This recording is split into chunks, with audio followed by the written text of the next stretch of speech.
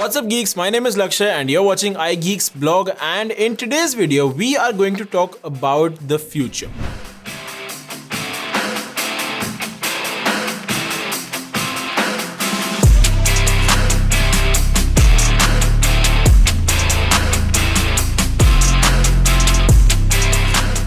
We're going to talk about what a foldable iPhone would look like if Apple ever decides to make one. Now, right now there are no concrete links, there are no concrete rumors, no concrete expectations about what this foldable iPhone could look like.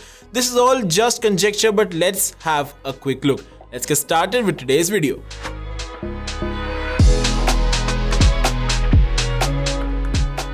Now, like I said, this is all just conjecture and a lot of this is my expectations, my understanding and my opinion. But a lot of this is also based on facts, some patents that Apple has filed and just industry knowledge. Let's start with the design of this foldable iPhone.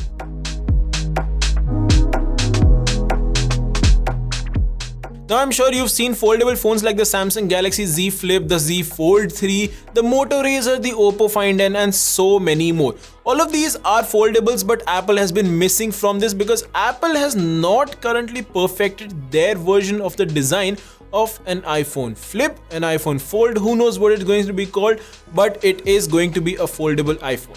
Now, my expectation is this iPhone could be a flip iPhone, a clamshell design like that of the Moto Razr or the Samsung Galaxy Z Flip 3, because it makes so much more sense. You know, having a phone that folds into a larger or regular form factor but then folds into a smaller form factor so that it's much more portable, much more handy. One more design that has been popping up is that of the Microsoft Surface Duo. You know, those two displays connected by a hinge that fold perfectly, seamlessly without any gap.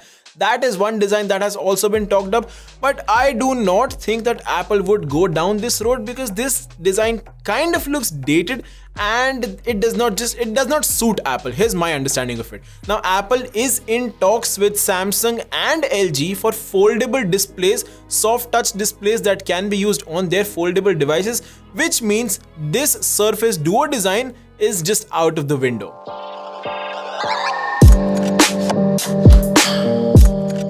Having a good quality flexible display would also do wonders for Apple because they want much more durability in their iPhones, right? Now, that brings me to the durability part of it, which is one big problem with foldables today. They are just not strong enough. Now, we've all seen, or in fact we've all known people who have their iPhones with a broken front glass or a broken back glass. Now, imagine a foldable iPhone. It's got so much more fragility than a regular smartphone, which means if you drop it 99 times out of 100 you're gonna break it, which means durability is very important for foldables, and I think that is one part that Apple is still trying to figure out. One patent that we saw filed in October 2020 by Apple saw that they are trying to create a ceramic shield-like display for their foldables, which means an iPhone, a foldable iPhone, would be as strong as a regular iPhone that we have these days, starting with the iPhone 12 and the iPhone 13 series. That would be very interesting because imagine all the glass, all the displays coated with ceramic shield, which means much more stronger drop protection and scratch resistant glass. That would be very, very interesting, and I'm interested to see what Apple can do with this. And you know what? There has been some speculation that Apple could also be working on self-healing displays. You know, something that we've seen way back in the day from LG G Flex. Yes, that is something that Apple could be working on. So if you accidentally scratch the display of your foldable, the phone could heal itself. It sounds very, very magical, I know, but there is some technology involved here, and in fact this technology has been in existence for over 7 years now, which means a foldable iPhone which could launch in the future could have a technology that is a decade-old technology but is very, very useful.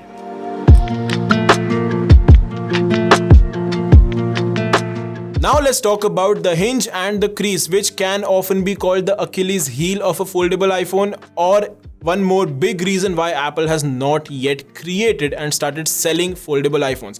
Nobody likes their phones to have a hinge, nobody likes their phones to have a crease. In fact, hinge in a foldable phone is always mandatory, but a crease on the display kind of takes away from the sheen of that display. We do not want our displays to have creases in the middle, which is a problem that many manufacturers have tried to fix, but I think Apple is still holding out because they want this technology to be perfected. They don't want this kind of cheap looking crease on the display of their foldable iPhones. So maybe they're holding out, maybe they're waiting for this glass to be perfected, a foldable durable glass, so that there is no crease. Now Oppo Find N is a foldable device that has been launched very recently, which has done a great job of masking the crease. In fact, even the Samsung Galaxy Z Flip 3 has done a commendable job, but honestly, if you look closely, there is still a crease there. I mean, even detergents and hand sanitizers don't manage to kill 100% of the germs, so how do you expect 100% of the crease to be eliminated?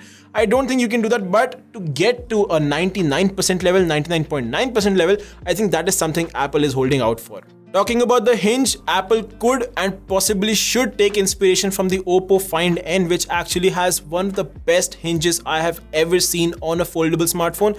In fact, if Apple creates a foldable device like the Microsoft Surface Duo, they have their hinge sorted out, right? But like I said, I don't expect them to go down that road. I expect them to go down the clamshell path like the Z Flip 3 or the Moto Razr 3, which means a hinge inspiration from the Oppo Find N could very much be possible. And also they could take inspiration. I mean, in fact, they're taking the display from Samsung, right? So they can also take inspiration from Samsung's hinge. But I am 110% sure when Apple launches this inevitable foldable iPhone, they're gonna do something really spectacular and they're gonna blow the competition out of the water.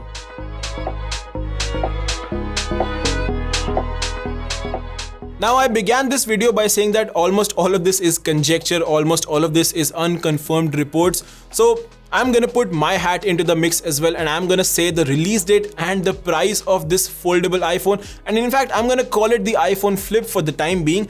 And okay, so here's what the experts have said. Ming-Chi Kuo has predicted somewhere around 2023 to 2024. In fact, Ross Young has also predicted a similar time frame for the iPhone Flip to launch.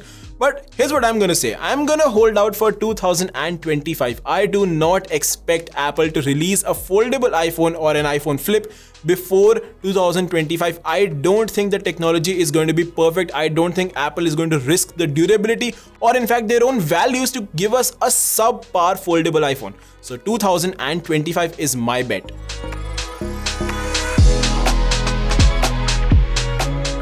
And talking about the price, now I'm gonna call this one out. $1,500 is gonna be the starting price. This is gonna be the bare minimum you'll be expected to shell out for this foldable iPhone. Now look, we all know Apple does not do cheap. The current price of a foldable iPhone, the Samsung Galaxy Z Flip 3, is about $1,000, and I expect Apple to go much more higher than that. $1,500, like I said, is going to be the bare minimum. Apple could and possibly will go higher than that. This is a novelty product, so don't expect it to come cheap.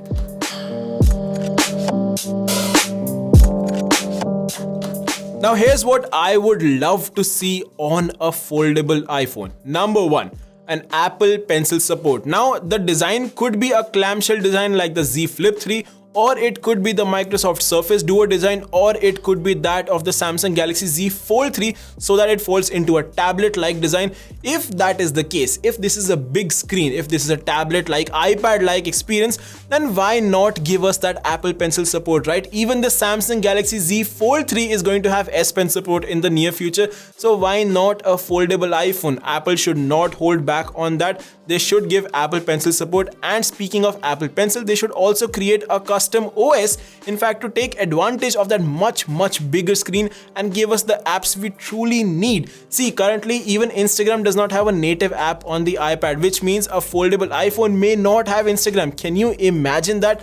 I simply cannot, which is why I hope Apple does something truly remarkable, truly great, and gives us the foldable experience we really need. Next up, I want great battery. Foldable phones right now, including the clamshell like Galaxy Z Flip 3, they just don't have enough battery life because there is no space inside the phone. There is no space to fit a battery inside that is big enough to last the entire day or maybe even longer.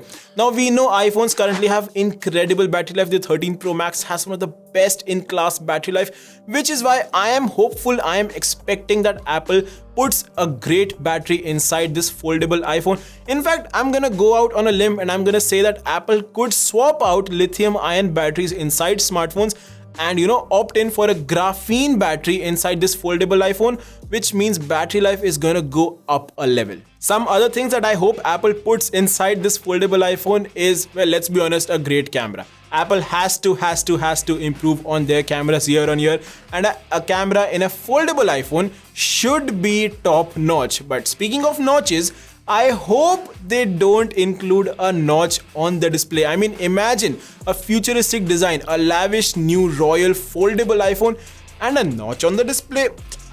That's gonna be a game killer for me. But let's be honest, let's hope that Apple does not have a notch on top of this foldable iPhone. And I think that is pretty much it. That is almost everything I have for you on this foldable iPhone. Remember, if you did like this video, then a thumbs up would be appreciated. Subscribe to iGeeks blog, turn on notifications for all of our videos so that you don't miss out on anything. We also have an iGeeks blog app for you to check out, so link is gonna be in the description. You can also go to the App Store and look for iGeeks blog app and enjoy everything Apple on your iPhone. And with that being said, I'll see you guys in the next one.